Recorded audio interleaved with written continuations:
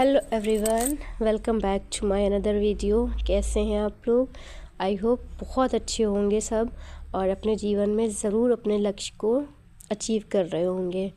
और मुझे बहुत ज़ोरों से ज़ुकाम है, मेरा गला पूरा नाक पूरी बंद है, आवाज़ बहुत ही भारी भारी हो रही है, तो उसके लिए थोड़ा सा मैनेज करिएगा। आवाज़ बहुत चेंज हो रही है क्योंकि बहुत ज़्यादा ज़ुकाम है और सीज़न चेंज हुआ है, अचानक से सर्दी एकदम से होने लगी है।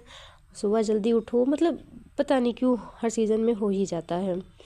तो अभी तो सुबह झाड़ू वाड़ू लग रही है, फिर पोछा लगाएंगे, इसके बाद फिर बच्चों को भी जगाएंगे।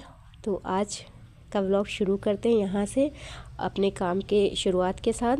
तो अभी तो फ़िलहाल इधर का ही झाड़ू लगा रहे हैं और उसके बाद फिर पोछा भी लगाएंगे। संडे चाहे जितनी हो इतना काम तो करना ही करना है।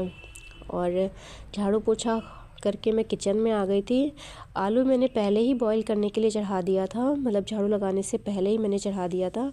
और दलिया भिगो दी थी कि वो भिगो देंगे तो फिर बनाने में आसानी रहती, जल्दी पक जाती है।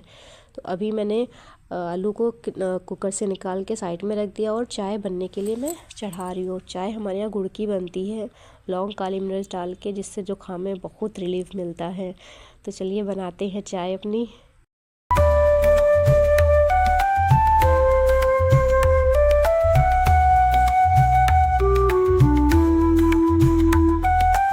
एक साइड चाय पकने के लिए चढ़ा दी, अब इधर आलू छील रहे हैं क्योंकि तब गरम थे, अब थोड़ा नॉर्मल हुए हैं। तो इनको छील के आलू की सूखी सब्ज़ी फ्राई करेंगे। इसके बाद जो कुछ भी बनाना है वो धीरे धीरे बनाएंगे। सारे काम करते जाएंगे और आपसे कुछ बातें भी शेयर करनी है। तो चलिए शुरू करते हैं। आज की अपनी जो मेरी थॉट है वो आपके साथ शेयर करते हैं। तो आज मुझे जाना है एक फंक्शन में। फंक्शन है मेरी मामा की लड़की की इंगेजमेंट है, तो वहीं जाना है। और इंगेजमेंट दिन का फंक्शन है, तो 2-2:30 बजे से तो वहाँ जाना ही जाना है। इसलिए सुबह जल्दी जल्दी सारे काम निपाट रहे हैं, लेकिन ठंड है तो कितना भी जल्दी कर लो जल्दी होती नहीं है।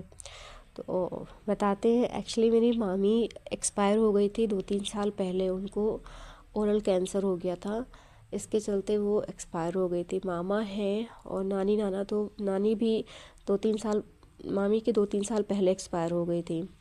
तो नाना तो मेरे बचपन में ही ख़त्म हो गए थे। उनको तो हमें याद भी नहीं वो कैसे हैं। नानी का याद है, नानी हमारी अभी 2019 में एक्सपायर हुई है। और मामी मेरी शायद 2020 या 21 में एक्सपायर हुई हैं, ऐसे कुछ हुई हैं। बहुत ज़्यादा अच्छे तरीके से याद नहीं है, बट आई थिंक यही टाइम पीरियड था। तो अब एक ही लड़की बची थी, ऑलरेडी 2 लड़कियों की शादी हो चुकी थी, बस सबसे छोटी लड़की बची है, तो उसी की इंगेजमेंट में जाना है। तो मतलब ये सोच रहे हैं कि माँ बाप के ना होने से कितनी तकलीफ़ होती है। मामा है तो, लेकिन अब मामा का उतना माइंड काम नहीं करता, काफ़ी एज भी हो गई है। दूसरी बात, अब मामी है नहीं तो उनका सपोर्टिव भी कोई नहीं करने वाला है। और इंगेजमेंट में गए थे, बेचारी इतना रो रही थी, इतना रो रही थी वो, कि उसको देख देख कर खुद को रोना आ रहा था। इतना, मतलब खुद के आंसू नहीं रुक रहे थे, वो इतना रो रही थी लड़की। बस सब समझा ही रहे थे कि बेटा जो हो गया सो हो गया। तो लेकिन अब उसके जैसे पूछो कि उसकी खुद की शादी हो रही है और उसकी माँ इस दुनिया में नहीं है। तो माँ बाप का होना हमारे जीवन में सबसे ज़्यादा इम्पॉर्टेंट है। इतना ज़्यादा ज़रूरी है कि जैसे हमारे लिए ऑक्सीजन। हम लोग तो आज भी अपने मायके जाते हैं, घर जाते ही सबसे पहले मम्मी दिखनी चाहिए। मम्मी नहीं है उतनी देर में, तब तक ना जाने कितनी बार पूछ लेते हैं मम्मी कहाँ है, मम्मी कहाँ है। उनको पता नहीं था हम आ रहे हैं, उनको रुकना चाहिए तो कहाँ चली गई मम्मी। सब बोलते हैं अरे रुक जाओ, आ रही हैं, काम ही से गई हैं, आ जाएंगी। तो जैसे ही मिलती है ऐसा लगता है हाय मायके में सब कुछ मिल गया। मतलब पापा तो बाद में ज़रूरी हैं, लेकिन सबसे पहले mummy. Mummy is the most important person in our life. तो आज सच में फ़ील हुआ कि माँ बाप का होना कितना ज़रूरी है। और इधर मैं फंक्शन में अकेले गई थी, मतलब हस्बैंड भी नहीं जा पाए थे ड्यू टू सम रीज़न, और बच्चे स्कूल गए थे, उनकी भी एब्सेंस नहीं करवा सकते क्योंकि एग्ज़ाम पास आ रहे हैं। और मुझे वहाँ सच में बिल्कुल अच्छा ही नहीं लग रहा था। हालांकि मम्मी थी वहाँ मेरी, लेकिन वहाँ मेरी कोई सिस्टर नहीं थी, ना मेरे बच्चे थे, ना मेरे हस्बैंड थे। मैं वहाँ जितनी देर रुकी उतनी देर मैं बोर ही होती रही।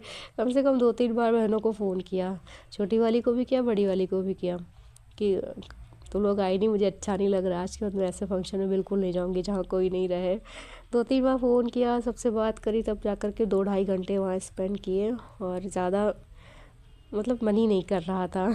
और अभी मैंने सारे काम समेट दिए हैं, अब नहा कर आ गई हूँ, सोच रही हूँ दाल चावल बना के रख दूँ क्योंकि मम्मी मेरी चली गई हैं गाँव। उनका भी कुछ ज़रूरी डॉक्यूमेंट सबमिट करने थे राशन कार्ड के लिए, तो वो वहाँ गाँव चली गई हैं और अभी घर पर सिर्फ मैं हूँ और मैं भी चली जाऊँगी। घर पे सिर्फ हस्बैंड और बच्चे रुकेंगे, तो सोच रही हूँ दाल चावल बना के जाती हूँ, लौट के आऊँगी, देखूँगी क्या है क्या नहीं, फिर कुछ खाएंगे तो फिर बना दूँगी उसके लिए।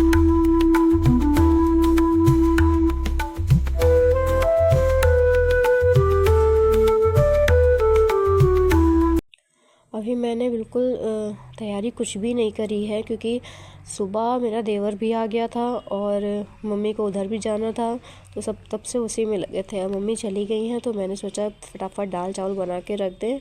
और इधर कपड़े मैंने मशीन में लगा दिए थे धुलने के लिए, और इनको धुल के तो मैं फैला दूँगी। अब बिटिया आएगी तो वही उतार के रखेगी क्योंकि शाम को मैं तो यहाँ रहूँगी नहीं, तो वही रखेगी उतार के। तो अभी कपड़े फैला देते हैं, उसके बाद फिर तैयारी शुरू करते हैं। हालांकि मैं वहाँ जा कर के मैंने मतलब अकेले थी तो वहाँ का प्रॉपर वीडियो मैंने शूट नहीं किया है, कोई था नहीं। अपना फ़ोन हम किसी को देते नहीं है कि भाई मेरे फ़ोन में वीडियो रिकॉर्ड कर दो, मतलब फिर पता नहीं क्या आजकल किसी पर ट्रस्ट नहीं है, तो मैं अपना फ़ोन पर्सनली किसी को नहीं देती हूँ। अपने से जो मैंने शूट कर पाई, जितना मैं कर पाई उतना मैंने किया, और इसके अलावा मैंने बहुत ज़्यादा वहाँ की शूट नहीं किया है क्योंकि वो बार बार इतना रो रही थी और फिर पता नहीं भाई वो मेरा वीडियो देखें और उनको ना अच्छा लगे कि मैंने उनकी एंगेजमेंट का वीडियो अपने यूट्यूब चैनल पे क्यों डाल दिया। तो ये सब बातें भी हैं, इसलिए मैंने वहाँ का कुछ ज़्यादा नहीं शूट किया। लेकिन अब मेरे यहाँ शादियों का फंक्शन शुरू हो गया है और लगातार मेरी 6 से 7 दावत है, तो मैं जो इम्पोर्टेंट वाली होंगी वहाँ की मैं वीडियो शूट करके आप सबके साथ ज़रूर शेयर करूँगी। और मैंने ये वाली साड़ी पहनी है, इसके साथ मैंने मैचिंग की जो बैंगल्स है वो भी कैरी किया है, और ये पर्स भी लेके आई थी मैं, और कुछ ये वाली इयररिंग्स भी लाई थी, तो इन सबको पहनूंगी। अभी सामान सब निकाल के रख रही हूँ। जितना मतलब समेटने में टाइम लगता है, फैलाने में उतना ही ज़्यादा मतलब समझ में नहीं आता कैसे फैल गया इतना। और ये फाइनली आ गए। हाँ, नाश्ता हो रहा है, सब लोग कर रहे हैं, मैं भी साइड में कर रही थी। भाई से बोल रही थी वीडियो शूट कर दो, वो कर ही नहीं रहा था। ये मेरे मामा की बड़ी वाली लड़की हैं, इनकी शादी मेरे बचपन में हो गई थी, मैं मतलब बहुत छोटी थी, ये बहुत बड़ी है उनसे, तो लेकिन बहुत ही फ्रैंकली हैं, अच्छी हैं ये भी। और ये हमारे यहाँ पहले गोद भराई की रस्म होती है। जो लड़के वाले होते हैं वो लड़की को कपड़े वगैरह देते हैं और फल फ्रूट जो कुछ भी लाते हैं, ज्वेलरी वगैरह सब यहीं पे पहनाते हैं। और ये कुछ हंसी मजाक तो अपना चला ही करता है। तो ये फंक्शन कुछ इस तरीके से हुआ। इसके बाद फिर इंगेजमेंट की बारी आई थी, तो अभी इसको लेकर के जा रहे हैं, चेंज करवा के लाएंगे। ये सब जो लेकर के जा रही है, जहाँ देवता होते हैं वहाँ खाली करा जाता है कोठा, और उसके बाद फिर सगाई की रस्म होती है। तो मैं ज़्यादा देर रुकी नहीं थी क्योंकि मैं बाइक से गई थी, मुझे काफ़ी लेट हो रहा था, तो इसलिए मैंने सोचा था कि मैं जल्द से जल्द निकल आऊँगी। तो यहाँ इंगेजमेंट शुरू हो गई थी, इधर मैंने खाना खाना शुरू किया और वहाँ से मैं निकल आई थी लगभग 5:30 बजे मैं वहाँ से निकल आई थी। तभी फंक्शन चल ही रहा था। दीदी बोल रही थी रुको अभी क्यों जा रही हो, मैंने कहा नहीं यार मुझे लेट हो जाएगा। घर आकर के थोड़ी सी फ़ोटो शूट करी थी। तो कुछ इस तरीके से मेरा आज का दिन गुज़रा। कैसा लगा मेरा आज का वीडियो, प्लीज़ मुझे कमेंट करके ज़रूर बताइएगा। मैं मिलती हूँ आपसे कल एक और नए खूबसूरत से वीडियो में। तब तक के लिए बाय बाय, टेक केयर।